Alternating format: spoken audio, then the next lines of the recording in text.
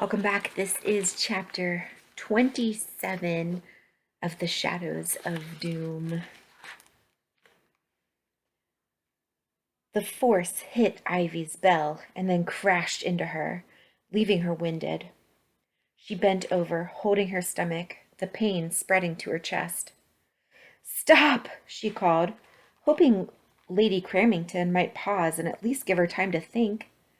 The water was so cold. The surface bubbled as more water rushed in through the cracks in the glass tank. The stench of the sea was beginning to make Ivy feel sick. She reached for the edge of the Griffin's table and heaved herself upright. Her bell was still swaying with the force of the blow, and then it started to sing. There were no words as such, just sounds.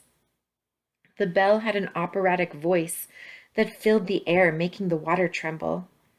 As the vibrations traveled through Ivy's body, the cold she'd felt faded away. The sound energized her tired muscles, sharpening her mind and relaxing her. She didn't know what it was doing exactly, but it felt amazing. Opposite her, she saw that the bell's voice was having a very different effect on Lady Cramington, who looked as if she was battling to stay awake. Her glove piece drooped and then lay flat on the Griffin's board. Lady Cramington yawned and slipped down into the water. As it began lapping at the chopping board just under Ivy's armpits, Lady Cramington faded away like smoke. Ivy tilted her head back as the water reached her throat. "Seb!" Everything went dark, and then the Griffin Stadium took shape around her. The spectators roared. Ivy gasped with relief as the water disappeared. "In the first round, winner of table 4, using a bell to disarm her opponents," Nick's wolf shouted, "Ivy Sparrow." Ivy's head pounded. Her tunic and cargo trousers were soaking wet. Her damp face appeared in close-up on one of the materializers as the crowd began chanting, "Ivy! Ivy! Ivy!" Her cheeks glowed. She wasn't used to uncommoners shouting her name in a good way. "Yes!" Seb cheered behind her. She could see him on the materializers, punching the air and jumping up and down. "I knew that bell of yours would do something. Valian said it was bells you had to look out for." Ivy's knees almost buckled with shock. All right, she'd survived the game, but only by luck. There was no longer anyone at her Griffin's table, so she searched for her 3 opponents. Captain McIntosh was being propped up by his spotter. He was coughing up water as if he'd nearly drowned.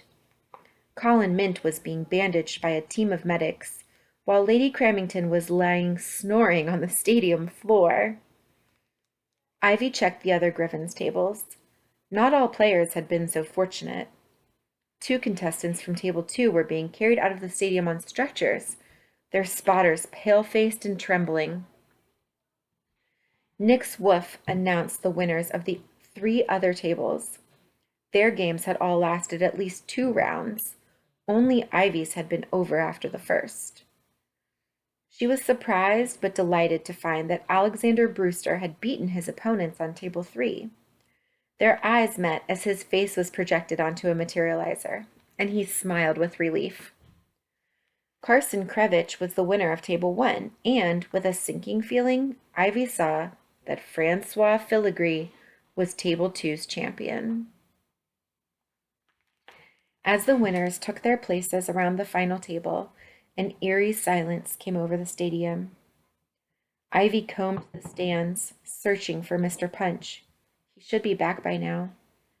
She spotted Selena Grimes sitting in a VIP area, surrounded by other traders wearing elaborate hobsmutch.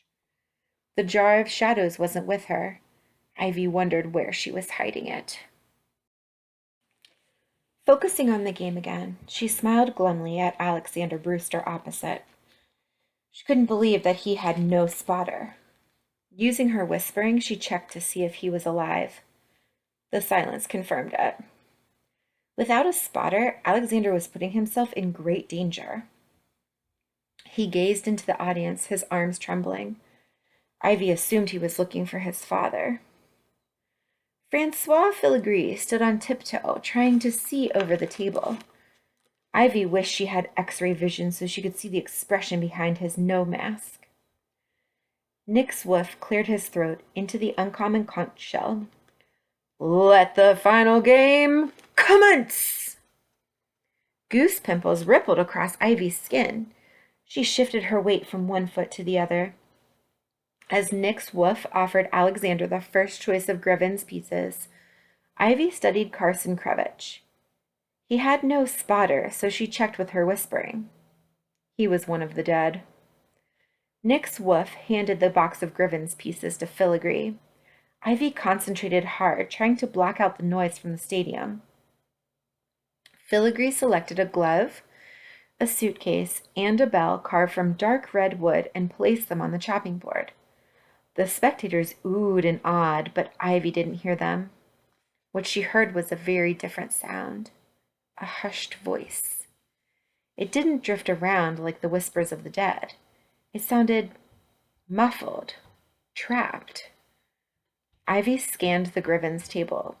The only uncommon object on it was meant to be the chopping board, but this garbled voice originated somewhere else. Filigree's bell. She was sure of it. She'd practiced enough with her abilities to pinpoint where it was coming from. It's uncommon. From what Johnny Hands had told her, she knew that Filigree must be cheating. Perhaps he'd planted the uncommon bell in the box before the contest. She already suspected him of being up to no good. He could be working for Selena Grimes. With a sickening jolt, Ivy considered the possibility that Selena had ordered Filigree to kill her during the game. A cold feeling washed over her. There was no way Seb could know that Filigree's bell was uncommon. Ivy could only hope that he had the sense to pull her out of the chalk circle before things got really bad. Nick's woof coughed, holding out the box of Griven's pieces towards Ivy. She shook her head and put her hand inside. Her fingers curled around 3 pieces. She pulled them out and placed them on the Griven's board. She'd chosen a bell and glove carved from red marble in a small white polystyrene suitcase. While Carson Krevich made his choice, Ivy weighed her options, trying to work out the best way to deal with Filigree's uncommon bell piece. Without a spotter, there was a real risk that Alexander would be killed when Filigree played that bell. Perhaps if she could warn him somehow, the two of them could work together. She tried to attract Alexander's attention with a cough, but he was focused on his Griven's pieces. The light in the stadium dimmed, and a spotlight fell across the board. Ivy imagined the uncommoners watching the game all around the world, engrossed in her every move. Through the glass roof, she could see that it was pitch black outside in Londonor. Inside the stadium, technicians whizzed around on uncommon rugs, directing lemon squeezers toward the action. Fans leaped to their feet, waving. Ivy heard a ripple of shouts of, "Ivy Sparrow!" Uncommoners I've never even met before, willing me to do well. She used their voices to steady her nerves as she turned back to the chopping board. Nick's woof's voice whipped around the stadium like a gust of wind. "Let the first round begin." Ivy had no idea which piece to play. If Valian was in her shoes right now, he would probably pick the bell, whereas Seb would go for something more likely to attack, the glove. Instead, Ivy pushed the suitcase forward. Her opponents had already made their decisions. Alexander, his glove, Krevich a bell, and Filigree, of course, his uncommon bell. Nick's woof spun the board. Learning from the last game, Ivy grabbed the edge of the Griven's table to stabilize herself. The dark stadium swirled out of focus, and she saw a rich orange sunset against a purple sky. Blue sand dunes appeared, along with a fearsome howling wind. Ivy found herself on a small wooden platform at the top of a shady dune in a desert. She took stock of her opponents. Carson Krevich was standing with legs apart and arms outstretched, ready to leap into combat. Alexander had a steely glint in his eye, though his thin frame was shaking. Filigree's mask revealed nothing. The Griven's pieces lay still. Then, with an unimpressive flutter, Ivy's polystyrene suitcase flipped open, and a rusty metal shield appeared in her arms. She slumped with disappointment. She didn't know what she'd been hoping for exactly. She just knew that a medieval knight shield wasn't it. Still, she adjusted the leather strap over her arm and aimed it toward the other 3 players, preparing herself.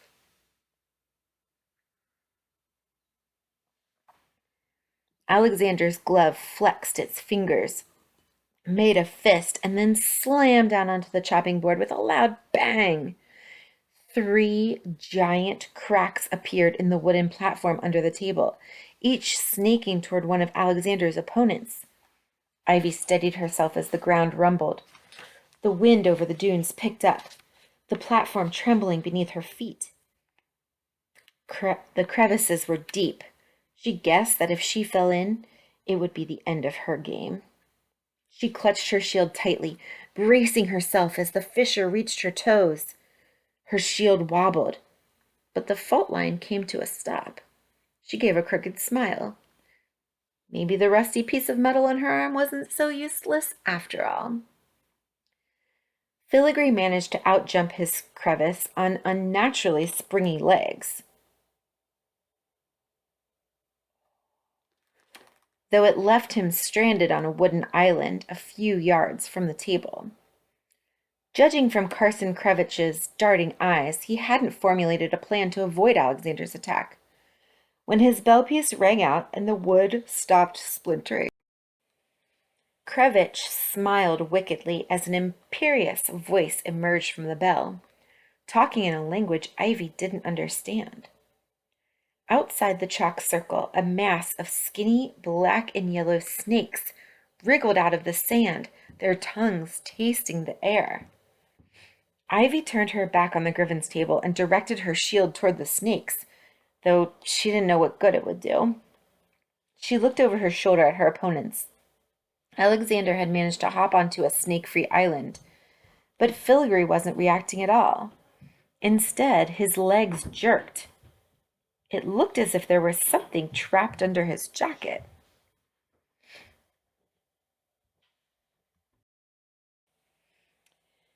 As the snakes crossed over into the chalk circle, Ivy flattened herself against the Griven's table, her shield trembling on her arm. Alexander was shouting. Only Filigree's uncommon bell was left to play. Ivy doubted that her shield would be powerful enough to protect her from it. Alexander was already defenseless, and Carson Krevich's snakes might not help him at all. She thought of calling for Seb to pull her out, but she knew that he would only be able to save her, not Alexander or Krevich. There was time to attempt one last thing. Ivy stretched out with her whispering towards Filigree's bell piece. The murmured voice coming from inside the bell clanged around furiously as if it was trying to escape. Ivy tried something new. She reduced her field of awareness to concentrate her senses inside the bell. Immediately, the voice became clearer. Strike, defeat, destroy. She could hear words. She'd never been able to distinguish what the voices inside uncommon objects were actually saying before. Just then, Filigree leaped for the table and made a grab for his bell. A piercing scream shot out of it, full of rage and pain. Ivy put her hands over her ears, the sound reverberating through her mind.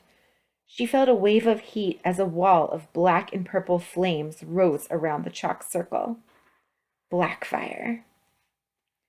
Filigree was laughing behind his mask, his small gloved hands stroking his wobbling belly. The dark flames seemed to lick off of him, causing no damage whatsoever. Ivy could see that something was still wriggling under his jacket, struggling to be free. The snakes thrashed around and buried themselves in the cold sand. Heat singed Ivy's clothes, but they were so wet from the previous round they didn't catch fire.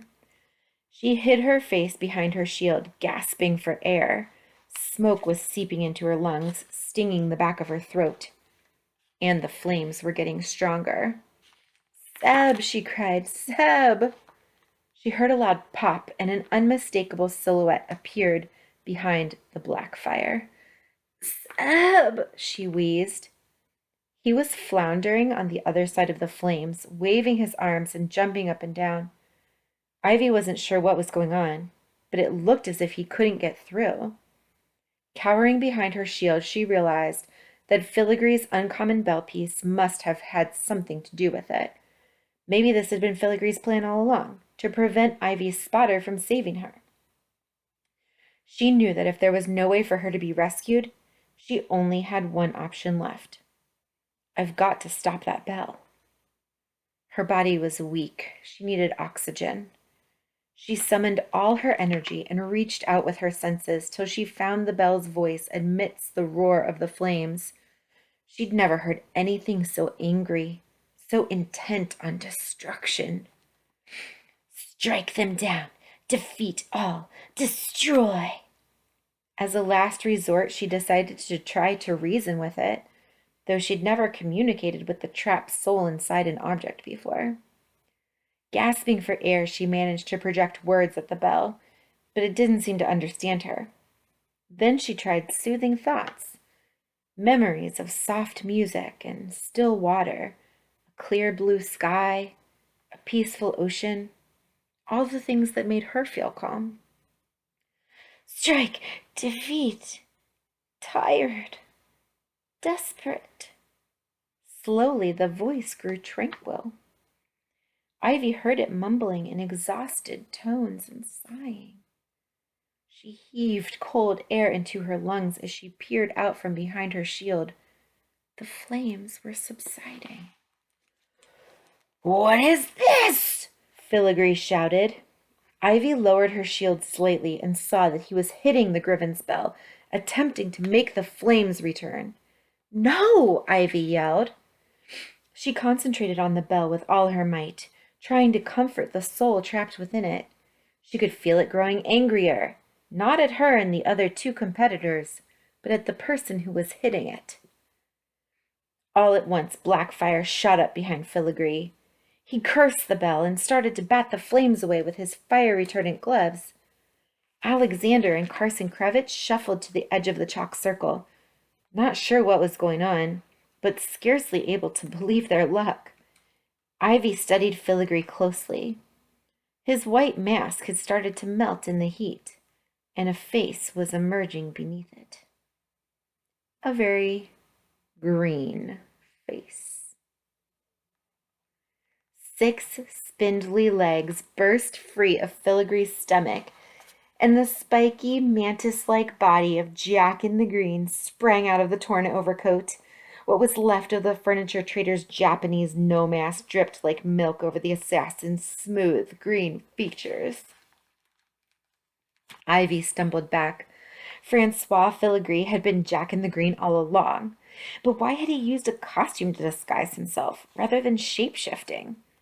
A large blue vase appeared behind Jack in the Green's spindly legs, the same size and shape to have been smuggled in under Filigree's clothes. Ivy recognized it immediately.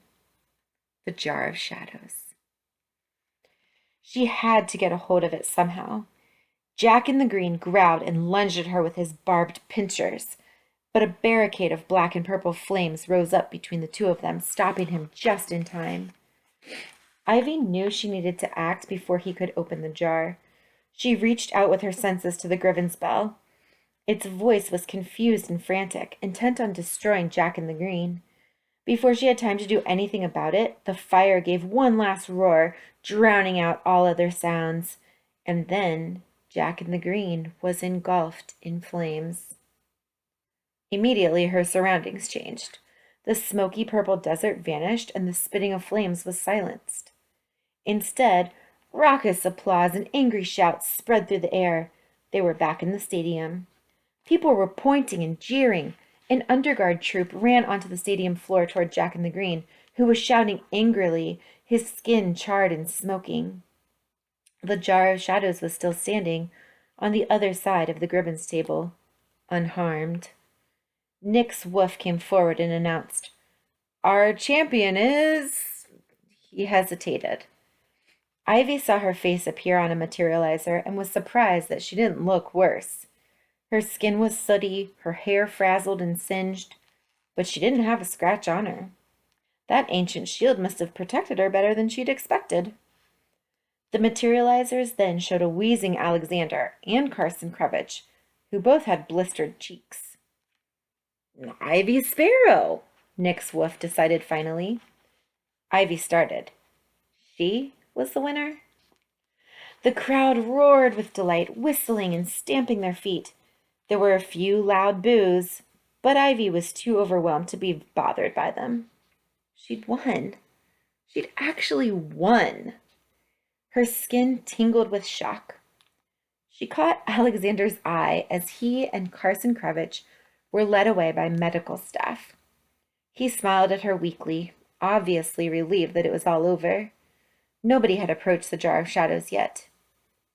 In all the chaos, it seemed to have escaped everyone's notice. Ivy stepped carefully out of the chalk circle, still feeling wobbly, and began edging her way around the table toward the jar. She'd forgotten that Seb was behind her until he hugged her tightly. "Well done," he said, his voice breaking. With what strength Ivy had left, she shook him off. "Seb, the jar!" She swatted away a cloud of floating snow globe cameras as they zoomed closer. "People will see it. We have to get it out of here." She looked over to where Selena Grimes had been sitting. Her chair was empty. Seb stepped inside the chalk circle and ran over to the jar. He bent down and put his arms around it. "It's too heavy." "Don't try to lift it," Ivy cried. "If you drop it, you'll release what's inside." As she searched for a solution, she heard another roar from the spectators. She turned and saw that they were rushing onto the floor. Sprinting at the front of the pack was Valian, carrying Seb's rucksack over one shoulder, with Ivy's satchel slung across the other. He surveyed the scene, and then, without a word of explanation, dragged Ivy back inside the chalk circle and spun the Gribbons board. The stadium vanished. Ivy gasped as a canopy of dark leaves appeared above her head, and the crumbling ochre ruins of some ancient temple rose from the earth around her. The light faded, and the air was filled with 100 bird calls and the smell of the jungle. Valian ran over the forest floor to where Seb was struggling with the jar. "We've only got minutes before someone in the stadium connects the snow globe to the Krieg Velt and can see us again," he said, tugging the sack of stars out of his jacket. "Where are we going to send it?" Seb asked. "I know," Ivy said, hurrying over and whispering something into the lining. "I'll explain when we get there." As she lowered her head into the sack, the jungle disappeared behind her.